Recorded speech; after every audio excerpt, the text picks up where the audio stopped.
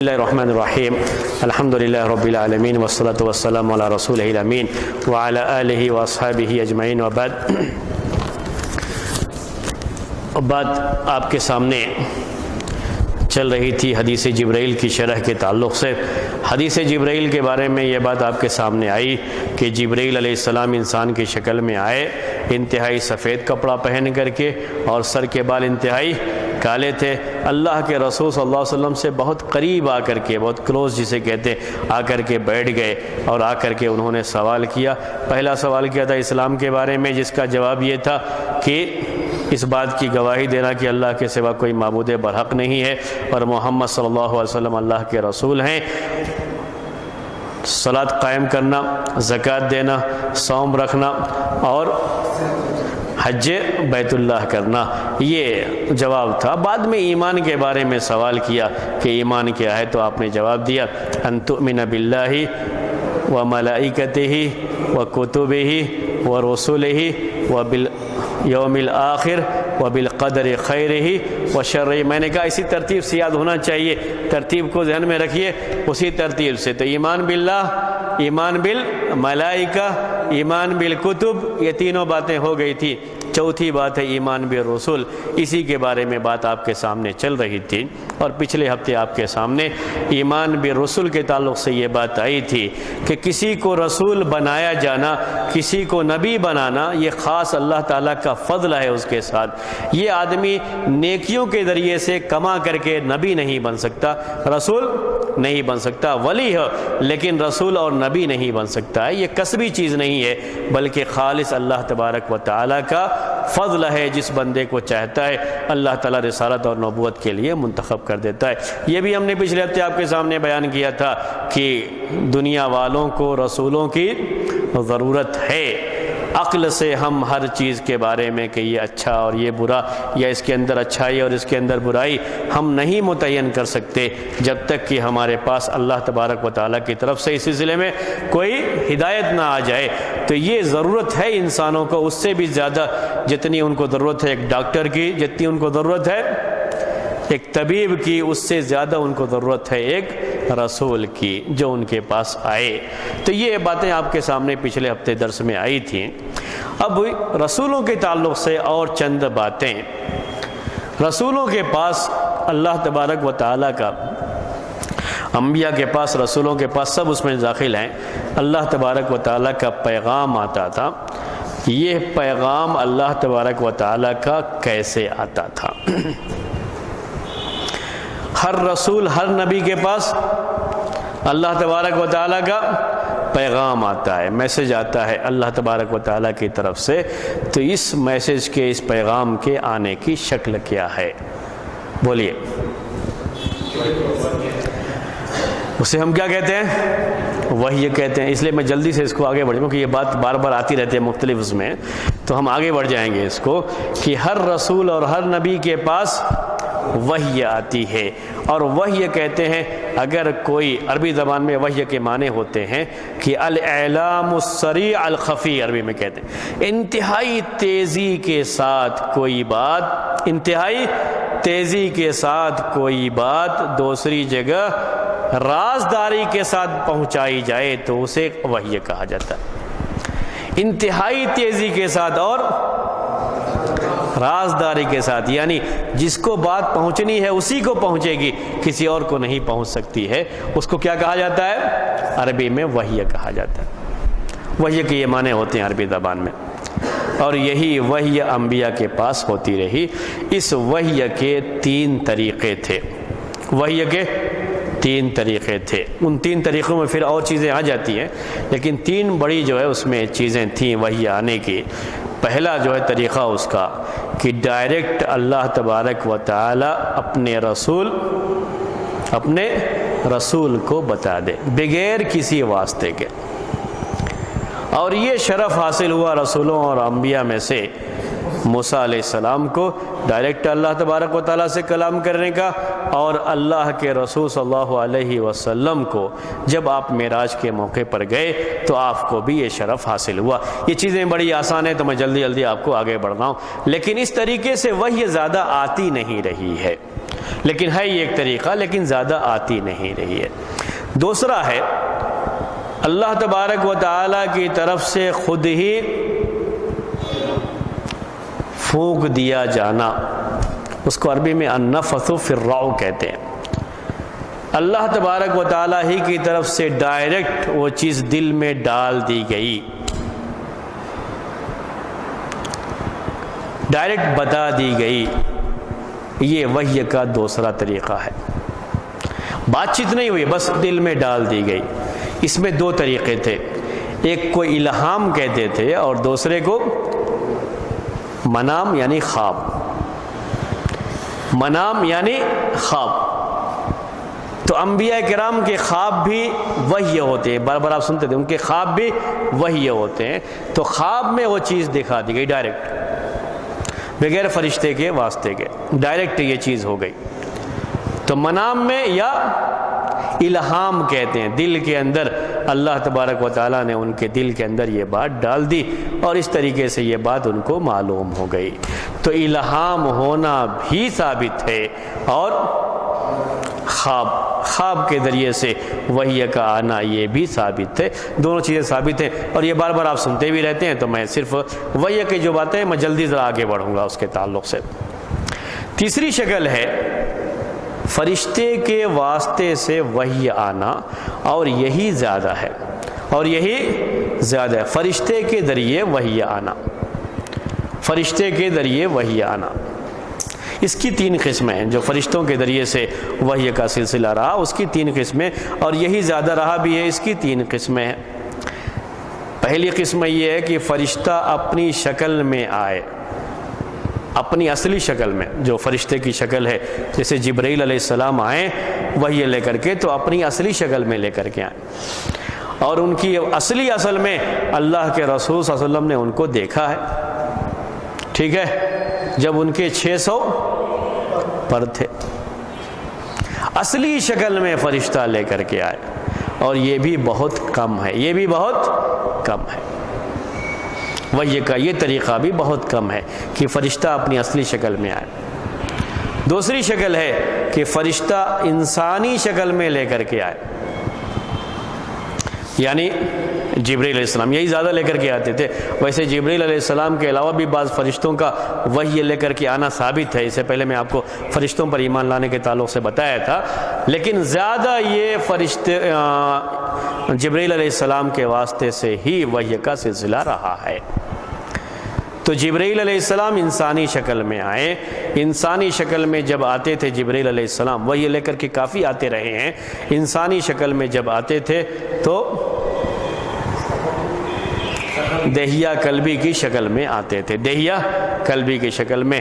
یہ جو حدیث جبرائیل میں ہے، اس میں ایک عام آدمی کی، جو کہیں دیہات کا رہنے والا ہو، اس طرح کی جو ہے آدمی کی شکل لے کر کے وہ آئے تھے، جن کو کوئی پہچان نہیں رہا تھا، ورنہ عام طریقے سے وہ دہیہ کلبی کی شکل میں آتے تھے، بیٹھتے تھے، آپ سے باتیں ہوتی تھیں، صحابہ وہاں موجود ہوتے تو وہ سمجھ نہیں پاتے تھے کہ یہ جبرائیل ہیں، وہ جانے کے بعد ہی معلوم ہوتا، اس سے پہلے معلوم نہیں ہوتا تھا کہ یہ جبرائیل ہے، جب تک انسانی شکل میں ہے کسی کو معلوم نہیں ہوتا تھا۔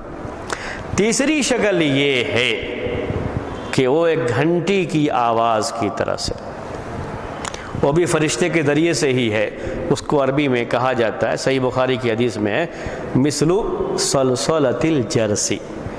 اللہ کے رسول صلی اللہ علیہ وسلم کے پاس وحی آتی، صحابہ کو معلوم ہو جاتا، اس وقت آپ کے چہرہ اور آپ کی شکل کو دیکھ کر کے، اور انتہائی سخت قسم کی پریشانی ہوتی تھی اللہ کے رسول صلی اللہ علیہ وسلم کو اسی طریقے میں۔ جب یہ کس کے لیے، کس کے ذریعے سے ہوتی ہے؟ گھنٹی کی آواز۔ اللہ کے رسول صلی اللہ علیہ وسلم کے پاس وحی آ رہی ہے، وہیں بیٹھے ہوئے صحابہ کو معلوم نہیں ہوتا تھا، آپ کو ہی صرف معلوم ہوتا تھا، اور بڑی تیزی کے ساتھ یہ چیز جبرائیل علیہ السلام کے ذریعے سے اللہ کے رسول صلی اللہ علیہ وسلم تک پہنچتی تھی۔ یہ کیفیت آج کے زمانے میں سمجھنا بہت آسان ہو گیا، اس زمانے میں سمجھنا بہت مشکل ہوتا تھا، لیکن آج کے زمانے میں بہت دور دور سے لوگ بات کرتے ہیں، اور بڑی آسانی کے ساتھ پوری بات پورے طریقے سے ریکارڈ ہو جاتی ہے۔ اللہ کے رسول صلی اللہ علیہ وسلم کے سینے میں پوری وحی ویسے ہی محفوظ کر دی جاتی تھی، اس طریقے سے آتی تھی۔ تو یہ گھنٹی کی آواز، کبھی کبھی بھنبھناہٹ جیسی آواز صحابہ کو، مکھی جیسے بھنبھناتی ہے، مکھی کی آواز سنتے ہیں آپ، تو اس طرح کی آواز صحابہ کو سنائی دیتی تھی۔ اس کے علاوہ اور کچھ بھی نہیں ہوتا تھا، کسی کو کچھ معلوم نہیں کیا آ رہا ہے وحی میں۔ تو یہ وحی آنے کے طریقے ہیں، اور ہر رسول اور ہر نبی کے پاس کیا آتی ہے؟ وحی آتی ہے۔ اس کے بعد رسولوں کی عام صفات کیا رہے ہیں؟ سارے انبیاء، سارے رسولوں کے بارے میں یہ بات ہے کہ ان کی صفات کیا رہی ہیں۔ سب سے پہلے ہر رسول اور ہر نبی کے تعلق سے یہ بات ہے کہ رسول اور نبی انسان ہوتے ہیں۔ ان کی صفات کے تعلق سے پہلی صفت کیا ہے؟ ان کا بشر ہونا، ان کا انسان ہونا۔ پہلی صفت ان کا انسان ہونا، بشر ہونا۔ اور یہ بالذات نقطہ ہے جس کو اچھی طرح سے سمجھنا چاہیے کہ بہت سے فرقے جو گمراہ ہوئے ہیں وہ اسی نقطے میں ہوئے ہیں۔ نصارہ کے یہاں گمراہی آئی تو اس نقطے سے آئی، بعض یہودی فرقوں کے درمیان جو ہے گمراہی آئی، یہودی جو ہے قوم کے درمیان، تو وہ بھی اسی طریق سے آئی کہ انہوں نے عزیر علیہ السلام کو اللہ کا بیٹا قرار دے دیا۔ عیسائیوں کے بارے میں تو آپ جانتے ہیں کہ عیسیٰ علیہ السلام کے بارے میں وہ کیا کیا کہتے ہیں۔ اس امت کے اندر بھی ایسے بہت سے لوگ ہوئے جو اللہ کے رسول صلی اللہ علیہ وسلم کو بشر ماننے کے لیے تیار نہیں ہوئے، اور ان کے یہاں بھی گمراہی اس سلسلے میں آئی کہ انہوں نے اللہ کے رسول صلی اللہ علیہ وسلم کا مقام بھی اونچا کر کے اللہ تبارک و تعالیٰ کے مقام تک، اور بعض نے اس سے بھی اونچا کرنے کی کوشش کی۔ یہ سارے کس کے نتیجے میں ہیں؟ بشر نہ ماننے کے۔ تو پہلے رسولوں، انبیاء اور رسولوں کے بارے میں اہم چیز یہ ہے کہ وہ انسان ہوتے تھے۔ قرآن کی ایسی کئی آیتیں ہیں جس میں مکے کے کفار مشرکین یہ کہا کرتے تھے کہ ہم ایک ایسے رسول پر ایمان کیسے لائیں جو ہم میں سے ہے؟ ارے ہمارے جیسا ہی ایک آدمی، ہم اس کے اوپر ایمان کیسے لائیں گے؟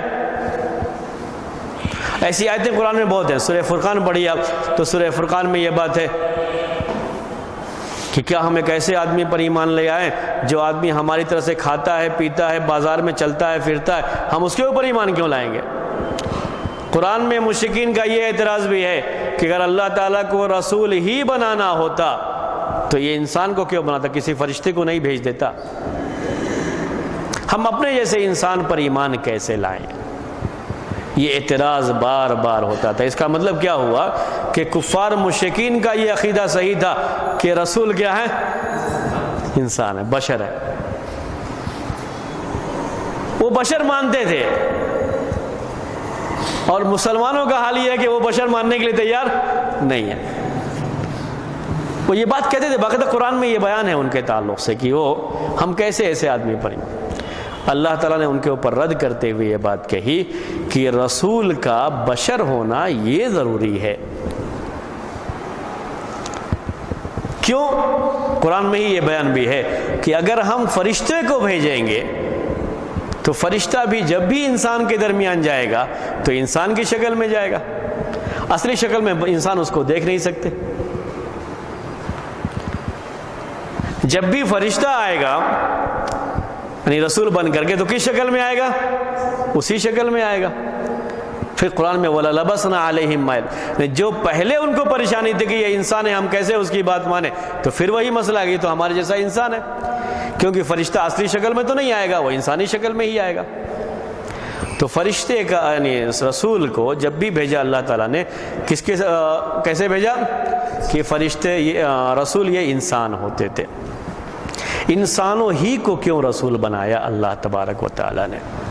اس کے اندر کیا کیا حکمتیں ہو سکتی ہیں؟ کچھ حکمتیں آپ بیان فرمائیے، سمجھ میں آنے کی چیزیں ہیں تو آپ بیان فرمائیے کیا ہو سکتی ہیں۔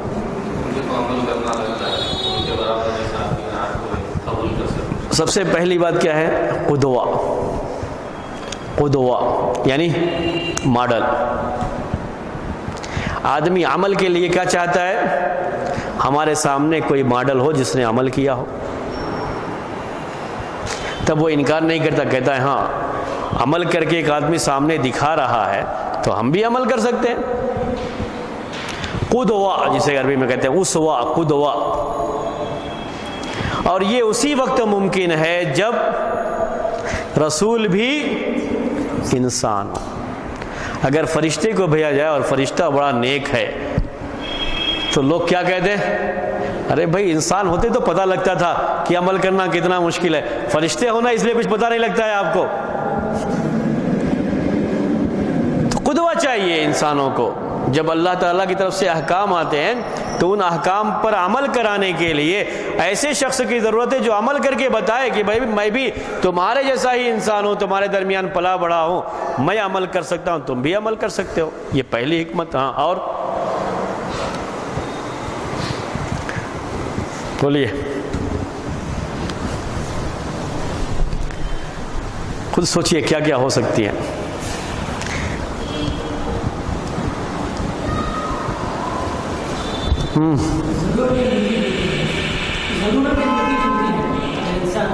جی،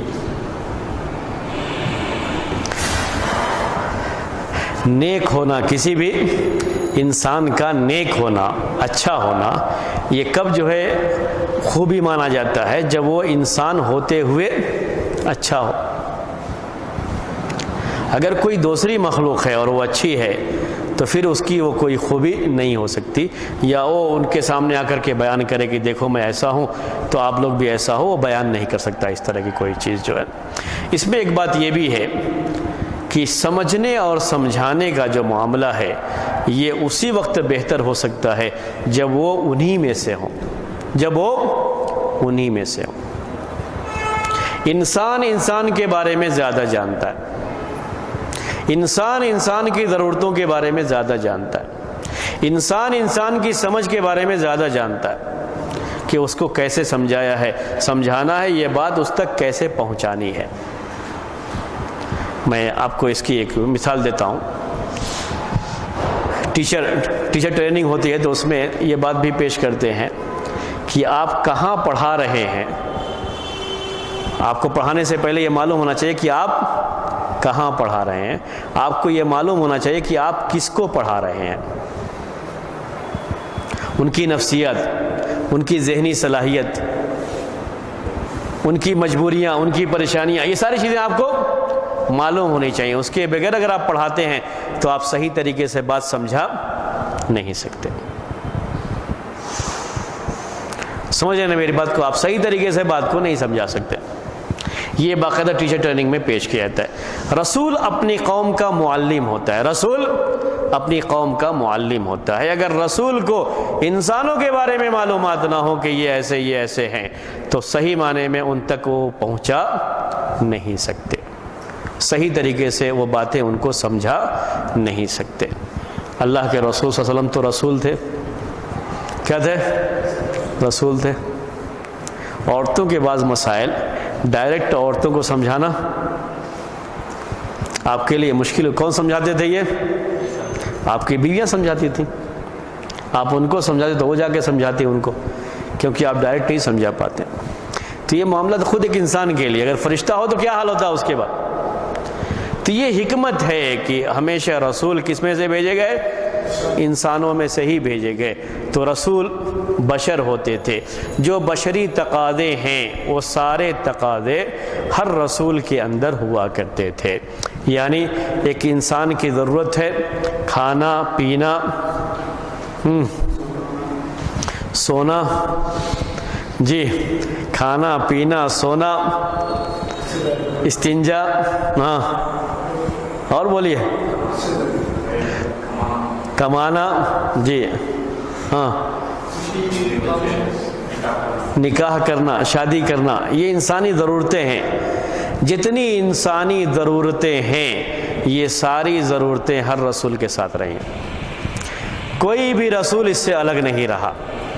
کوئی رسول ایسا نہیں ہے دنیا میں جس کو کھانے پینے کی ضرورت نہیں تھی، کوئی رسول ایسا نہیں ہے جس کو استنجے کی ضرورت نہیں تھی، کوئی رسول ایسا نہیں آیا جو کمانے کی ضرورت نہ رکھتا رہا ہو، کوئی بھی ایسا رسول نہیں۔ جو بھی انسانی ضرورتیں ہیں وہ سارے رسولوں کے ساتھ رہی ہیں۔ وہ دنیا میں رہتے تھے تو دنیا کی ساری ضرورتیں جو انسانی تقاضے ہیں انہی تقاضوں کے ساتھ وہ لوگ رہے ہیں۔ یہ بشر ہونے کا ہی حصہ ہے، یہ اسی کے ساتھ وہ لوگ رہے ہیں۔ اللہ تعالیٰ نے ان کو الگ سے کوئی انتظام کر کے نہیں دیا کہ آپ چونکہ رسول ہیں آپ ایک الگ انداز، آپ کا عام لوگ ہیں ان کا ایک انداز الگ، ایسا کچھ نہیں دیا رسولوں کے لیے۔ میں اس لیے مجھے تعجب ہوتا ہے بعض مرتبہ کہ بعض لوگ یعنی وہ عالم ہوتے ہیں تو ان کو تھوڑا احساس ہوتا ہے کہ میں بہت بڑا عالم ہوں، تو ان کو یہ لگتا ہے کہ میں کیوں جاؤں بازار میں کوئی چیز خریدنے کے لیے، کوئی یہ کرنے کے لیے۔ اللہ کے رسول صلی اللہ علیہ وسلم کہاں جاتے تھے؟ بازار جاتے، سامان خود خرید کر کے لاتے تھے۔ یہودی کی دکان پر اپنی زیرہ کو گروی رکھ کر کے آپ خود خرید کر کے لے کر کے آئے۔ اللہ کے رسول صلی اللہ علیہ وسلم کے بارے میں یہ بھی صحیح حدیث ہے کہ اپنے کپڑے وغیرہ صفائی اور بکری کو دہنا، گھر کے بعض کام جو بیوی کے ساتھ رہنے کے وقت میں گھر کے بعض کام ہوتے ہیں، یہ خود اللہ کے رسول صلی اللہ علیہ وسلم گھر میں کیا کرتے تھے۔ تو جو بھی انسانی تقاضے ہیں ان تقاضوں کے ساتھ ہی رسول رہتے تھے، الگ کوئی ان کو حیثیت کے ساتھ نہیں رکھا گیا ہے۔ اللہ تبارک و تعالیٰ کی طرف سے ایسا کوئی انتظام نہیں کیا گیا۔ جو بھی انسانی ضرورتیں، یہاں تک کہ شادی بھی ہے، ہر نبی کے بارے میں بات آتی ہے کہ اس نے نکاح بھی کیا۔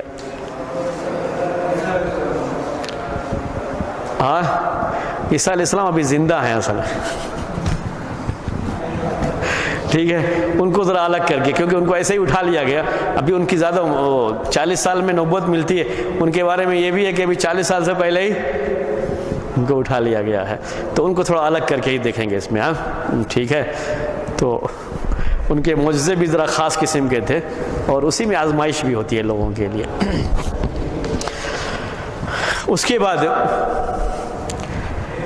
اسی انسانیت کے تعلق سے اور انسان ہونے کے تعلق سے ایک بات جو ہے رسولوں کے بارے میں، انبیاء کے بارے میں، یہ بات بھی آپ ذہن میں بیٹھا لیجئے کہ اللہ کے رسول صلی اللہ علیہ وسلم کے بارے میں بھی یہ بات ہے اور سارے انبیاء کے بارے میں کہ ہر نبی کے کمانے کا کوئی نہ کوئی ذریعہ تھا۔ ہر نبی کے کمانے کا کوئی نہ کوئی ذریعہ تھا۔ بولیے۔ اللہ کے رسول صلی اللہ علیہ وسلم کے کمانے کا ذریعہ تجارت۔ ویسے بچپن میں آپ نے بکریاں بھی چرائی ہیں، اجرت پہ، وہ بھی اجرت پہ، مزدوری پہ آپ نے بکریاں بھی چرائی ہیں۔ اور بکریوں کے بارے میں یہ بات خاص طریقے سے کہی اللہ کے رسول صلی اللہ علیہ وسلم نے کہ جتنے بھی نبی گزرے، ایک مرتبہ یہ صحیح حدیث ہے یہ کہ ایک مرتبہ اللہ کے رسول صلی اللہ علیہ وسلم نے، وہ تھوڑا جنگل کا ایریا تھا، بہت سارے پودے وغیرہ تھے، تو اس میں ایک خاص چیز آتی ہے، وہ کھانے کی ہوتی ہے، اس کو اردو میں ہمارے یہاں ایک خاص لفظ بولتے ہیں، میں بولوں گا تو آپ کو سمجھ میں نہیں آئے گا، اس لیے میں وہ لفظ نہیں بول رہا ہوں آپ کو۔ یوں سمجھیے کہ ایک چھوٹا سا جو ہے، اتنا بڑا کالا کالا جو ہے، وہ اس کو کھاتے ہیں، وہ چھوٹے پودے ہوتے ہیں اس کے اتنے بڑے، اس میں آتا ہے، وہ ایک طرح کا پھل ہے یہ۔ تو اللہ کے رسول صلی اللہ علیہ وسلم نے کہا کہ ذرا اس میں اس کی صفت بیان کی کہ ایسا ایسا دیکھ کر کے لے کے آنا۔ تو صحابی کو بہت تعجب ہوا کہ کیا آپ جنگل میں گئے ہیں، یعنی کبھی اس طرح کے علاقوں میں جانے کا بھی آپ کا اتفاق ہوا ہے کیا پہلے؟ تو کہا کہ ہاں کیوں نہیں، پہلے میں بکریاں چرایا کرتا تھا، پہلے میں بکریاں چرانے والے ان علاقوں میں جاتے ہیں۔ پھر آپ نے یہ کہا کہ میں ہی نہیں، جتنے بھی انبیاء گزرے ہیں سب کی سب بکریاں چرایا کرتے، سب نے بکریاں چرائی ہیں، سب نے بکریاں چرائی ہیں، یہ بیان کیا اللہ کے رسول صلی اللہ علیہ وسلم نے۔ اس کے بارے میں لکھتے ہیں حافظ ابن حجر رحمۃ اللہ علیہ اپنی کتاب فتح الباری میں اس حدیث کی شرح میں کہ بکریاں چرانا ہر نبی کے ساتھ خاص طریقے سے جو رہا ہے اس کی دو حکمت تھی۔ پہلی حکمت یہ ہے کہ ہر نبی کو صبر آ جائے، یہ تربیت ہر نبی کی خاص تربیت بھی ہوئی ہے، اللہ تبارک و تعالیٰ کی طرف سے اس کا انتظام بھی کیا گیا ہے۔ انبیاء کی خاص تربیت ہوتی تھی، تو ہر نبی کی ایک خاص تربیت، اس میں یہ بھی ہے کہ وہ کیا چرایا کرتے تھے؟ بکریاں چرایا کرتے تھے، بکریاں چرانے کی ان کو ٹریننگ دی گئی ہے، یہ خاص تربیت۔ تو کہا کہ ایک تو اس میں صبر آتا ہے، دوسرے جانوروں کا اتنا مسئلہ نہیں، بکری کا مسئلہ زیادہ ہوتا ہے، بڑا صبر کرنا پڑتا ہے اس کو جو بکریوں کو چراتا ہے۔ دوسری بات یہ ہے کہ آگے چل کر کے ایک بڑی ذمہ داری ان کو اٹھانی ہوتی ہے، اور وہ نبوت کی رسالت کی ذمہ داری ہے، اور اس ذمہ داری کو اٹھا کر کے پورے اپنی قوم کے وہ سردار، ان کے رہبر اردو میں کہہ لیتے ہیں، ان کی رہنمائی کرنے والے ہوتے ہیں، تو پہلے بکریاں چرا کر کے ان کو اس چیز کی ٹریننگ دی جاتی ہے، کیسے آپ کو آگے چل کر کے اپنی قوم کا ریوڑ لے کر کے، ان کی جماعت لے کر کے آپ کو کیسے آگے بڑھنا ہے، ابھی سے آپ کو اس کی ٹریننگ۔ تو اس سیاست کو جو بکریوں کے ساتھ ان کو اپنانی پڑتی ہے، بڑا مشکل کام ہوتا ہے ان کو بکریوں کو چرانا، تو انبیاء کرام کو اس طریقے سے ٹریننگ دی جاتی تھی۔ اسی لیے اللہ کے رسول صلی اللہ علیہ وسلم نے ذمہ دار لوگوں کو تشبیہ دی ہے چرانے والے سے۔ بڑی مشہور حدیث سنا ہوگا آپ نے، عبداللہ ابن عمر رضی اللہ تعالیٰ عنہما کی حدیث، عبداللہ ابن عمر صحیح بخاری کی حدیث یہ کہ کلکم راعٍ وکلکم مسئول عن رعیتہ، اس کا اردو میں معنی یہی ہوتا ہے کہ تم میں سے ہر آدمی چرانے والا ہے، تم میں سے ہر آدمی چرانے والا ہے۔ وہ ذمہ دار کہنے کے لیے وہی لفظ استعمال کیا ہے، تو ذمہ داری کا بوجھ وہ صحیح طریقے سے اٹھاتا ہے جس کو اس طرح کی پہلے تربیت دی گئی ہو۔ تو یہ سارے انبیاء کے بارے میں بات ہے کہ وہ چراتے رہے۔ تو اللہ کے رسول صلی اللہ علیہ وسلم کا پیشہ تجارت۔ ہاں، داؤد علیہ السلام زرہ بنایا کرتے تھے۔ آج کے زمانے میں لوہے کے ذریعے سے جو بہت سارے کام کرتے ہیں، جن کو ہم لوہار کہتے ہیں، کام کرنے والے، تو ہاتھ میں ان کے لوہا، آج کے زمانے میں وہی لوہا آگ پر رکھ کر کے مختلف مشینوں کے ذریعے سے اس کو جیسے چاہتے ہیں موڑ لیا کرتے ہیں۔ اس زمانے میں یہ سارے کام ان کے ہاتھ ہی کرتے تھے۔ اللہ تعالیٰ نے ان کو یہ صلاحیت دے رکھی تھی کہ وہ لوہے کو جیسے چاہتے تھے ویسے موڑ لیا کرتے تھے اور اپنے ہاتھ سے بناتے تھے۔ بادشاہ بھی تھے وقت کے، لیکن اپنے ہاتھ کی کمائی ہی کھاتے تھے، جو بادشاہ ہونے کے باوجود بھی لوگوں کے پیسے جو آتے تھے اس میں سے ایک پیسہ نہیں لیتے تھے، بلکہ اپنے ہاتھ سے جو زرہ بناتے تھے اسی کو کھاتے تھے۔ اسی لیے اللہ کے رسول صلی اللہ علیہ وسلم نے کہا کہ سب سے بہترین کمائی وہ کمائی ہے جو آدمی اپنے ہاتھ کی کمائی، اور یہی داؤد علیہ السلام کیا کرتے تھے۔ زکریا علیہ السلام کے بارے میں صحیح حدیث میں ہے کہ یہ بڑھئی، نجار عربی میں کہتے، کارپینٹر جسے آپ کہہ لیتے ہیں، یہ جو لکڑیوں کا کام ہوتا ہے یہ کام وہ کیا کرتے تھے۔ اسی طریقے سے ان کی بھی روزی روٹی چلتی تھی۔ موسیٰ علیہ السلام کے بارے میں آپ جانتے ہیں کہ موسیٰ علیہ السلام نے اجرت پر 10 سال تک وہاں جا کر کے، جہاں ان کی شادی ہوئی اپنے سسرال میں جا کر کے، انہوں نے 10 سال تک یہ کام کیا، بکریاں ہی چرائی، اور بھی کام کرتے رہے۔ تو عام طریقے سے آپ انبیاء کرام کے بارے میں یہی پڑھیں گے کہ ہر نبی کسی نہ کسی پیشے کے ساتھ جڑا ہوتا تھا۔ جو بھی کمانے کے طریقے ہیں ان طریقوں کو اختیار کرتا تھا۔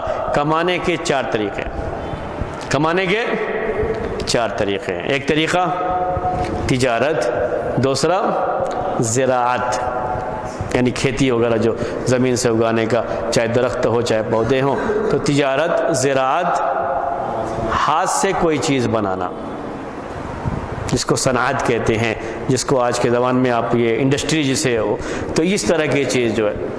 چوتھے ہے ملازمت کرنا، کہیں بھی نوکری کرنا، اجرت پر کام کرنا۔ اللہ کے رسول صلی اللہ علیہ وسلم نے بھی یہ کیا ہے، موسیٰ علیہ السلام نے بھی یہ کیا ہے۔ تو یہ سارے چاروں طریقے انبیاء کرام کی زندگی میں ملتے ہیں کہ انہوں نے اس طریقے سے اپنی روزی روٹی کمائی ہے۔ تو عام انسانوں کی طرح سے روزی روٹی سے جڑے ہونا یہ ان کی نبوت اور رسالت کے خلاف نہیں تھا۔ عام انسانوں کی جو ضرورتیں ہوتی تھیں وہ ضرورتیں بھی ان کو ہوتی تھیں، اور اسی لحاظ سے وہ رہتے بھی تھے۔ شادی بیاہ، بچے بھی، ساری چیزیں ان انبیاء کرام کے ساتھ بھی رہی ہیں، اور یہ سب ان کے بشر ہونے کا ہی ایک حصہ ہے۔ انبیاء کرام کی خاص تربیت ہوتی تھی، خاص تربیت۔ جو فرق ہے، انسان تھے، بشر تھے، لیکن بشر ہونے میں وہ رسول تھے، تو رسول ہونے کے لحاظ سے جو فرق ہے وہ یہ کہ انبیاء کرام کی خاص تربیت ہوتی تھی۔ عام انسانوں کے مقابلے میں بچپن ہی سے ان کی خاص تربیت کا انتظام ہوتا تھا۔ اللہ کے رسول صلی اللہ علیہ وسلم کی زندگی کو ہم ساتھ میں رکھ کر کے یہ بات آگے بڑھائیں گے۔ ان کی زندگی کے بارے میں یہ آتا ہے، قرآن میں آپ پڑھتے رہتے ہیں، الم یجدک یتیما فآویٰ ووجدک ضالا فہدی وَوَجَدَكَ عَائِلًا فَأَغْنَى۔ یہ وہ خاص تربیت ہے جو اللہ کے رسول صلی اللہ علیہ وسلم اللہ تعالیٰ نے اس کا احسان کے طور پر ذکر فرمایا ہے۔ بچپن ہی سے آپ پیدا ہونے سے پہلے والد کا نہ ہونا اور بچپن ہی میں ماں کا انتقال کر جانا، جو چیزیں ہیں جو پورا جو یہ ہوتا ہے سسٹم ہوتا ہے، تو اس کا وہ ان کی تربیت ہی کا ایک حصہ ہے، اسی لحاظ سے ان کی تربیت ہوتی ہے۔ تو ہر نبی کی تربیت کا ایک خاص انداز ہوتا رہا، تو عام انسانوں کے مقابلے میں ان کی تربیت خاص ہوتی تھی۔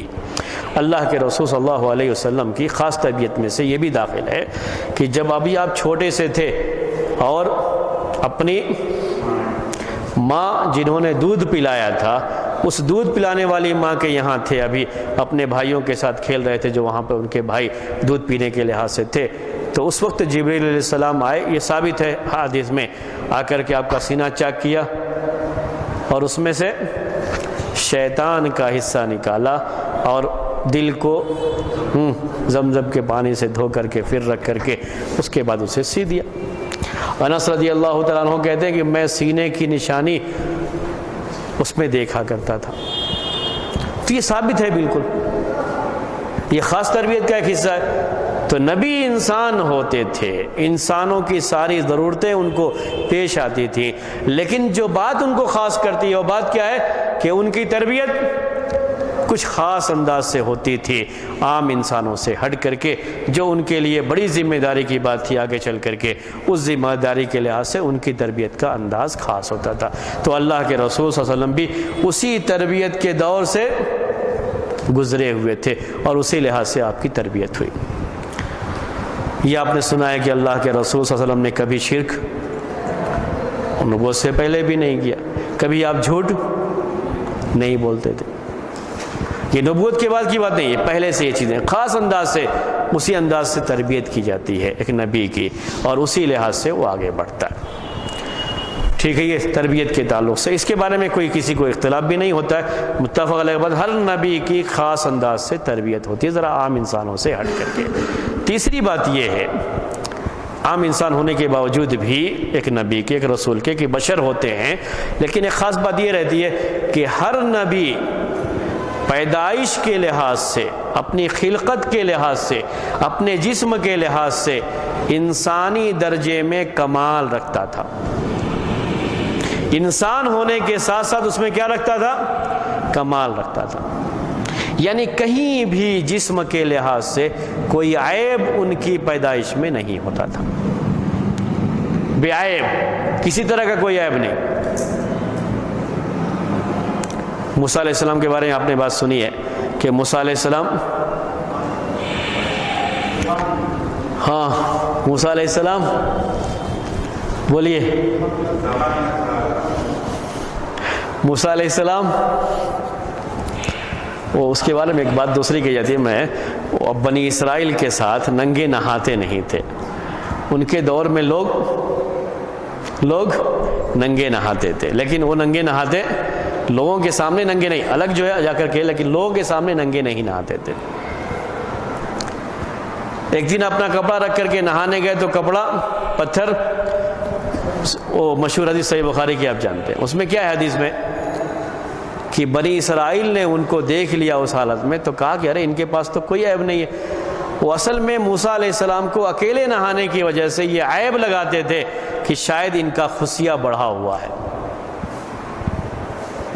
وہ ایک عیب تھا، وہ لگاتے تھے، لیکن کبھی بھی کوئی بھی نبی اپنے جسم کے لحاظ سے کسی عیب کے ساتھ پیدا نہیں ہوتا ہے، تاکہ جب وہ دعوت کا کام کرے تو اس کے کسی جسمانی عیب کو لے کر کے اس کے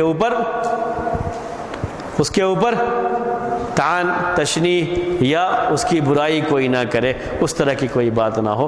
کبھی بھی رسول کو جسمانی لحاظ سے بالکل فٹ پیدا کیا جاتا ہے، کیونکہ جو کام اسے کرنا ہے اس کام کی یہ اہمیت، اس کا تقاضا ہوتا ہے۔ اسی لیے میں عام طریقے سے کہتا رہتا ہوں اپنے شاگردوں سے، پڑھاتا ہوں تو یہ کہتا رہتا ہوں کہ آپ پڑھنے کے ساتھ اپنی صحت کا پورا خیال رکھو، پڑھنے کے ساتھ اپنی صحت کا پورا خیال رکھو۔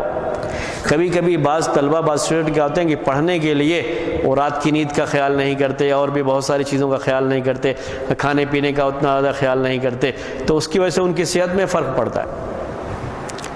تو میں نے کہا وہ سارا علم بیکار ہے جو آپ کو آپ کی صحت گنوا کر کے ملے، کوئی فائدہ نہیں آپ کو اس کا۔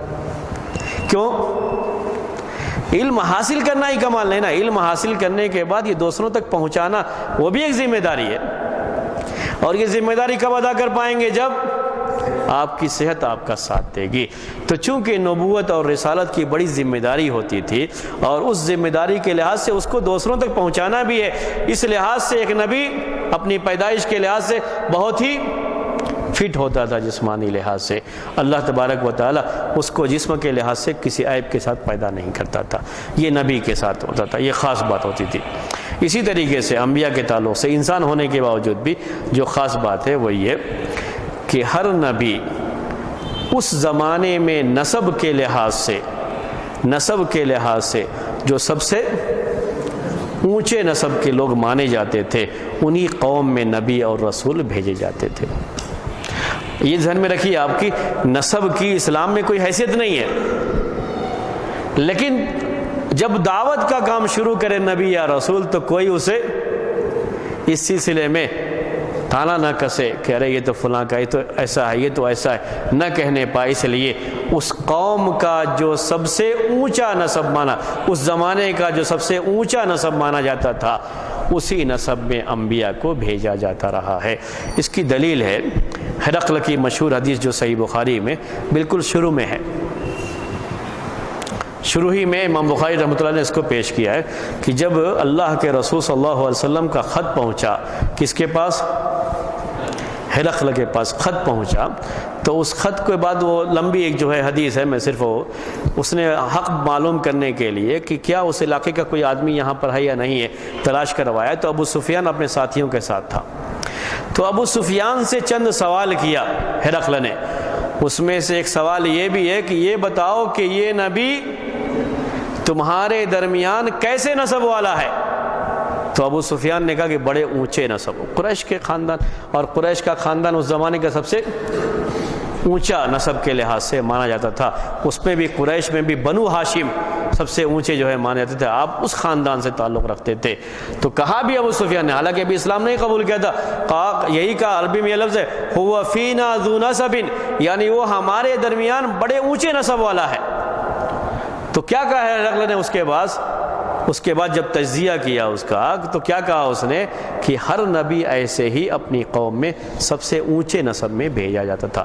یہ بات اللہ کے رسول صلی اللہ علیہ وسلم کے زمانے میں ہوئی، آپ کے سامنے آئی، لیکن پھر بھی آپ نے اس پر کوئی نکیر نہیں فرمائی کہ غلط کہا ہے، ایسا نہیں ہوا ہے، اس لیے وہ حدیث دلیل کے طور پر پیش کی جاتی ہے کہ ایسا ہی ہے کہ ہر نبی کو اس کی قوم میں انتہائی اونچے نسب والے خاندان میں نبی کو جو ہے بھیجا جاتا رہا یا پیدا کیا جاتا رہا ہے۔ ٹھیک ہے، اسی طریقے سے ایک بات اور بھی کہ ہر نبی کو اللہ تبارک و تعالی نے اخلاق کے لحاظ سے بھی سب سے اونچے درجے پر رکھا ہے، ہر نبی کے ساتھ یہ بات ہے۔ کبھی بھی اخلاق کے لحاظ سے سب سے جو اونچا مقام ہو سکتا ہے وہی اونچا مقام ہر نبی کا ہوا کرتا تھا۔ خود اللہ کے رسول صلی اللہ علیہ وسلم کے بارے میں بھی یہ بات ہے، اور دیگر انبیاء کے بارے میں بھی یہ بات ہے۔ آپ ابراہیم علیہ السلام کے بارے میں پڑھیں، اسماعیل علیہ السلام کے بارے میں پڑھیں، اسی طریقے سے دوسرے تمام انبیاء کے بارے میں پڑھیں، آپ کو یہ چیز ملے گی کہ انبیاء اپنی قوم کے اندر سب سے زیادہ اخلاقی لحاظ سے سب سے اونچے آدمی مانے جاتے رہے ہیں۔ لیکن ان سب کے ساتھ ساتھ یہ بات بھی ہے کہ سارے انبیاء کے ساتھ یہ معاملہ ہے کہ ہر نبی کی آزمائش اللہ تبارک و تعالیٰ کی طرف سے ہوتی رہی، اور یہ آزمائش بڑی سخت ہوتی تھی۔ عام انسانوں کے مقابلے میں نبی کو جس طریقے سے اللہ تعالیٰ نے جسم کے لحاظ سے بالکل فٹ رکھا، اخلاق کے لحاظ سے ان کو بڑا اونچا مقام دیا، ان کی تربیت بڑے خاص انداز سے ہوئی، وہیں یہ بات بھی ہے کہ انبیاء کرام کی آزمائش بھی بڑی سخت ہوئی ہے۔ ہر نبی کے بارے میں یہ بات آتی ہے کہ اس کی آزمائش بڑی سخت کی گئی۔